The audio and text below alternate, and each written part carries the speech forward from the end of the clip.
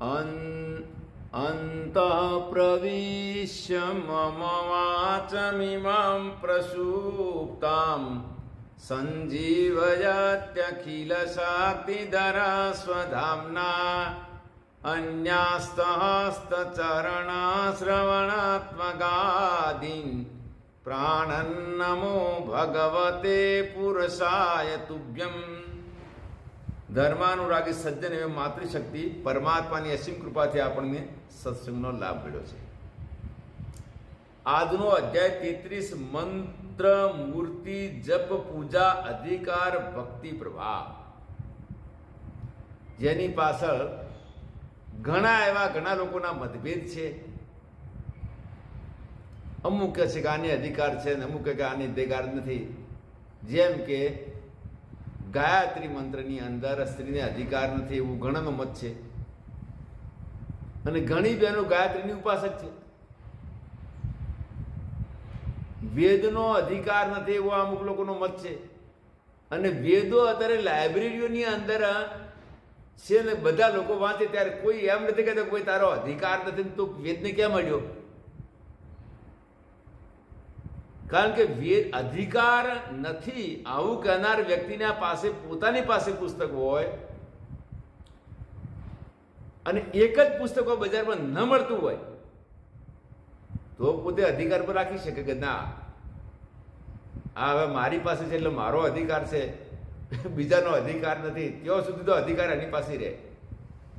પણ જ્યારે આનું બારે પ્રકાશન થઈ ગયું, વિક્રય ચાલુ થઈ ગયો, હવે ગમે એ વ્યક્તિ એ પુસ્તક લઈને વાંચે, જપ કરે અને કહેવા જો કે તારો અધિકાર નથી, તો મોટી બબાલ થઈ જાય. તો આ બાબતની અંદર ભગવાન વેદવ્યાસજી શિવ પુરાણ, જુદા જુદા પુરાણો છે, ઉપનિષદ પુરાણો છે, સમૃદ્ધિ છે, એમાં અલગ અલગ મત છે. તો ભગવાન વેદવ્યાસજી શિવ પુરાણની અંદર કહે છે, અને શિવ પુરાણની અંદર આ ભગવાન શિવના વાક્યો છે કે ભગવાન અધિકાર આપે છે કે નથી આપતા. અધિકાર વિશે ભગવાનનો શું મત છે? તો સિરિયલ નંબર 2406 મદ ભક્ત જનવાત્સલ્યમ પૂજાયામ ચાનુમોદનમ સ્વયં વ્યશ્ચર્ચનમ ચેવ મદર્થે યોગ ચેષ્ટિતમ મત્કથા શ્રવણે ભક્તિ સ્વર નેત્રાગ વિક્રયા મામનુસ્મરણમ નિત્યમ યસ્ય મામુપજીવતી એવમષ્ટવિધમ ચિહ્નમ યસ્મિન મલેચ્છેપી વર્તતે સ વિપ્રેન્દો મુનિ શ્રીમાન યતિ સ ચ પંડિત. જો ભગવાનનું કેટલું વિશાળ હૃદય છે, કેટલી બધી વિશાળતાથી એમને કીધું. મલેચ્છ શબ્દ અહીંયા જૂનો છે, અને આ શ્લોકની રચના થઈ કળિયુગની શરૂઆતમાં, દ્વાપરના અંતમાં. અમે કોઈને મલેચ્છ કહેતા નથી. એક વખત કાશીમાં એવું બન્યું હતું. ઘણા વિદેશી લોકો શિક્ષણ માટે કાશીમાં, કાશી વિશ્વની વિદ્યાની નગરી છે, ત્યારે એ યુરોપિયન વ્યક્તિએ જ્યારે હિન્દી ભાષાનું જ્ઞાન પ્રાપ્ત કર્યું, ભણવાનું શરૂ કર્યું, અને પછી કોઈને કીધું કે ભાઈ અમને મલેચ્છ કહો છો, તમારા કરતા તમે ગોરા છીએ, રૂપાળા છીએ.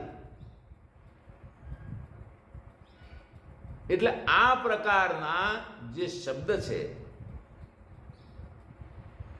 એ કોઈ પણ જ્ઞાતિ માટે, કોઈ પણ ધર્મના વ્યક્તિ માટે, કોઈ પણ દેશના વ્યક્તિ માટે યોગ્ય નથી. હા, એક છે કે એના વ્યક્તિગત ચારિત્રની અંદર ક્રૂરતા, હિંસા,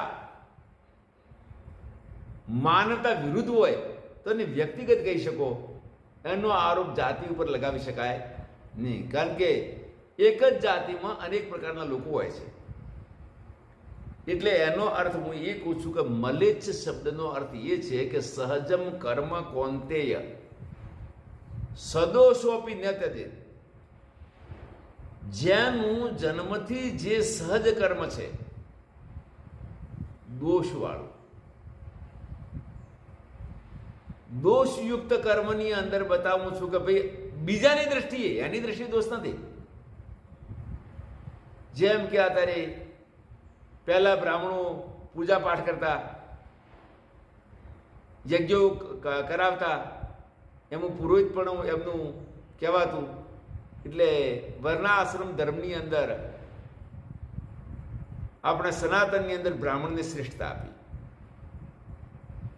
તો પછી આપણે જુદા જુદા કાર્યો માટે, જેમ કે આપણે ઝાડુ વાળવું, ટોયલેટની સફાઈ મોટા ભાગે ભંગી હરિજન ભાઈઓ ખાસ કરતા હોય, તો ભગવાને અમને અધિકારથી બહાર નથી કર્યા કે ભાઈ સહજમ કર્મ કોણ થઈ જાય. એટલે બ્રાહ્મણની દ્રષ્ટિએ આ કામ, જે પુરોહિત બ્રાહ્મણ, બધા પુરોહિત બ્રાહ્મણ નથી, દરેક ભણ્યા નથી, કર્મકાંડ કરતા નથી, વ્યાપાર પણ કરતા હોય છે, નોકરી પણ કરતા હોય છે, અને અમુક બ્રાહ્મણો પટાવાળાની નોકરી કરીને પાણી પાતા હોય છે.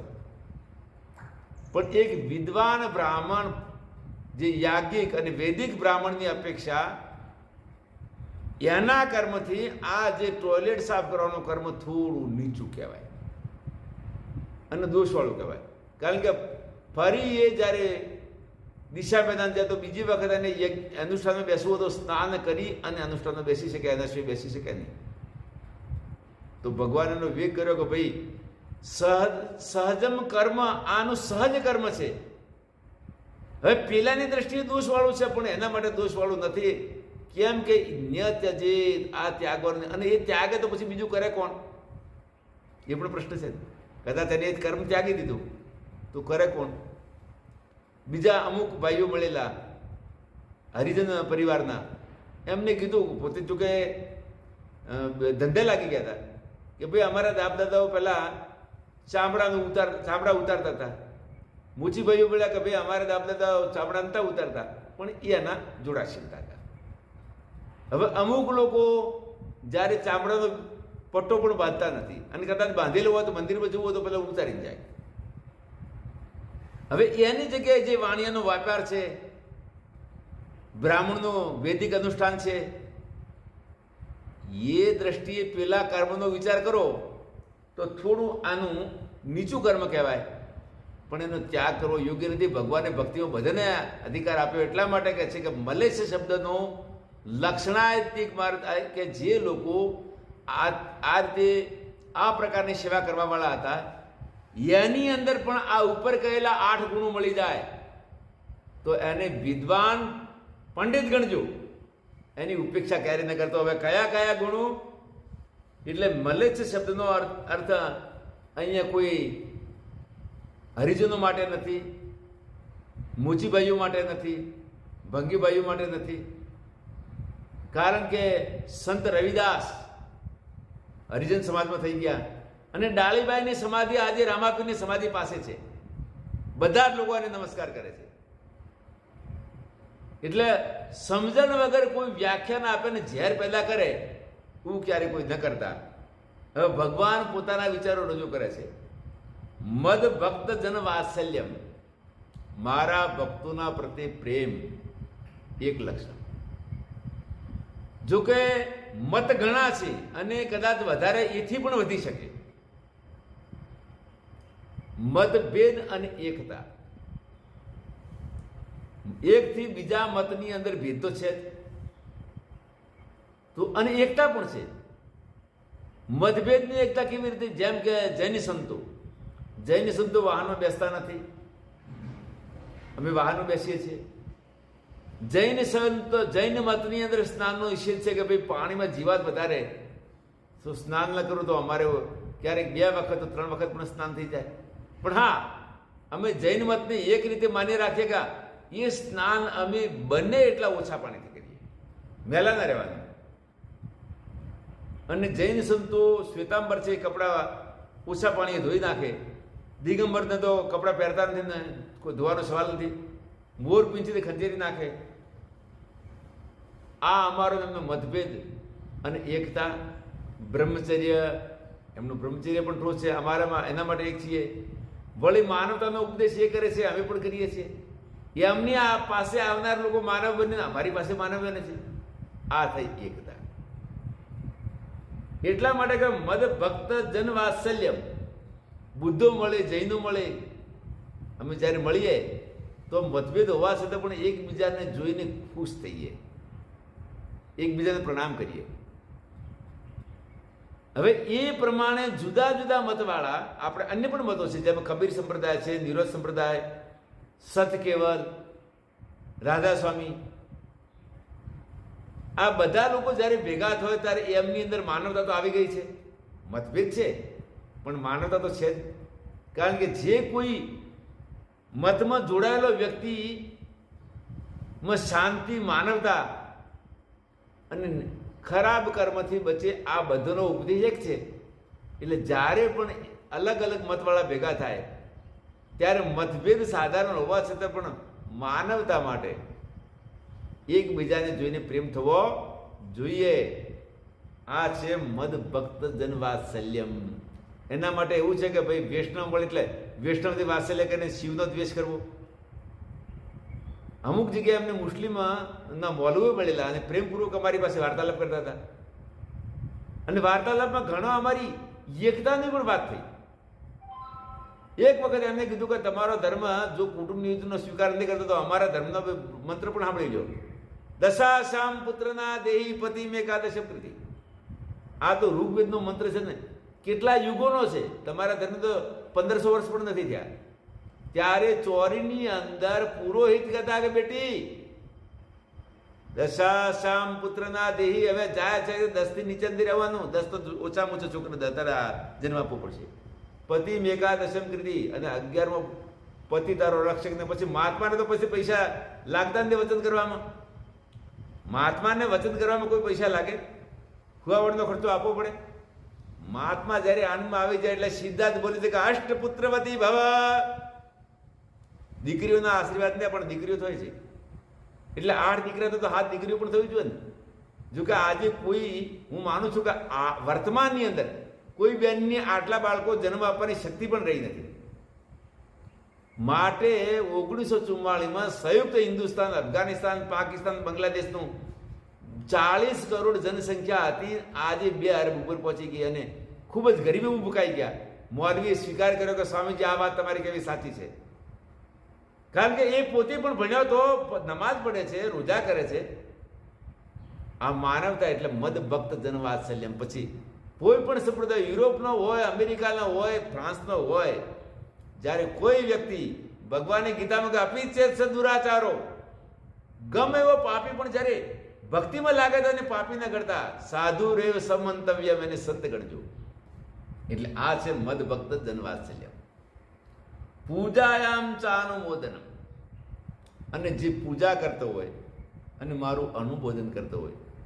હવે પૂજા દરેક વ્યક્તિ કરી શકતા નથી, દરેકને આવડતી નથી, પણ મંદિરમાં દર્શન તો કરે ને, નમસ્કાર તો કરે. હવે નમસ્કારના માટે પણ પાછું એક નિયમ છે કે ભાઈ સ્નાન કર્યા વગર મંદિરના પગથિયે ન ચડાય. ઘરમાં વર્ધી શુદ્ધ ગાયું બહેનો માટે. દીકરા દીકરીનો જન્મ થયો તો એના સેવામાં રહેવું પડે. સેવામાં રહેવું પડે ને પછી મંદિરે દર્શન કરવા તો એના માટે ઉપાય છે કે શું કે ભાઈ પગથિયે ન ચડતો તો પગથિયાના સામે ઉભા રહી તો દર્શન કરી શકો ને. તમે શરીરથી અપવિત્ર છો પણ તમારું દિલ તો પવિત્ર છે ને. એટલા માટે કહે છે કે પૂજા અને અનુમોદન. એ પછી સ્વયં અર્ચનમ, સ્વયં અર્પચનમ છે, અને પોતે સ્વયં પણ અર્ચના કરે છે ભગવાનની. જો કે સનાતન ધર્મની અંદર ધીરે ધીરે સંપ્રદાયો ઘણા વધ્યા અને આગળ પણ વધી શકે, પણ ઈશ્વરના અસ્તિત્વમાં મંદિરનો કોઈનો વિરોધ નથી, મૂર્તિનો વિરોધ નથી. જોકે રાધાસ્વામી સંપ્રદાયે મંદિરની મૂર્તિનો અમુક વિરોધ કર્યો કે ભાઈ એની અંદર પૂજા કરવી ઠીક નથી, મંદિરમાં જેવું યોગ્ય નથી, પણ બાકીના સનાતની સંપ્રદાયો કોઈ આવો વિરોધ કરતા નથી. એટલે સ્વયં પોતે પૂજા કરે, મારી અર્ચના કરે, અને પોતાના અંગોની ચેષ્ટા.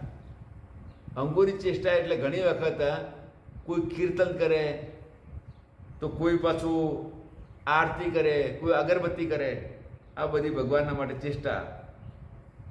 મત કથા શ્રવણે ભક્તિ, મારી કથાની અંદર શ્રવણમાં એની ભક્તિ છે. સ્વર નેત્રાગ વિક્રિયા, અને ભક્તિમાં લાગે ત્યારે એકદમ તલ્લીન થઈ જાય. અને તલ્લીનતા જોઈ હોય તો અમને મદારી પાસે આ જાણવા મળ્યું. જોકે સાપોને નચાવતા વર્ષો થઈ ગયા જોયા, પહેલા પૂર્વાશ્રમ જોયેલા, પણ જ્યારે મદારી મોરલી વગાડે અને કરંડિયો ખોલે એટલે સાપ એટલો બધો ધ્યાન સ્થિતિને સામે ડોલતો હોય. એમ જ્યારે ભગવાનની કથામાં જાય, સત્સંગમાં જાય, એટલે એના સ્વાભાવિક અંગોની અંદર પણ એની અસર જોવામાં આવે. પછી પરમાત્માનું સ્મરણ. આમાં એવું છે કે એક મંત્ર આજીવન જપવો જોઈએ. તો મંત્ર જપ માટે અહીંયા બે મત છે, એક વૈદિક અને એક પૌરાણિક. વૈદિક મતમાં એવું છે કે વૈદિક મંત્રનો જપ છે એ બેઠા બેઠા પવિત્રતાથી યજ્ઞોપવિત સંસ્કાર પછી થાય, અર્થ ફર્ત કરાય દે. તો એમાં અમુક આચાર્યનું મત એવું છે કે અર્થ ફર્ત પણ મનમાં થઈ શકે, વાણીથી બોલાય નહીં. મનમાં તો તમારે ગમે ત્યારે ગમે વિચારે આવે, એને રોકવા માટે તમારી પાસે સાધન શું છે? જેમ એક સ્થૂળ વસ્તુ છે, સ્થૂળ વસ્તુને તમે પાણીને રોકી શકો, હવાને રોકી શકો બારી બંધ કરીને, પણ મન તો એવી વસ્તુ છે ને કે જેને તમે રોકી શકો. હા, એના માટે પ્રાણાયામ છે.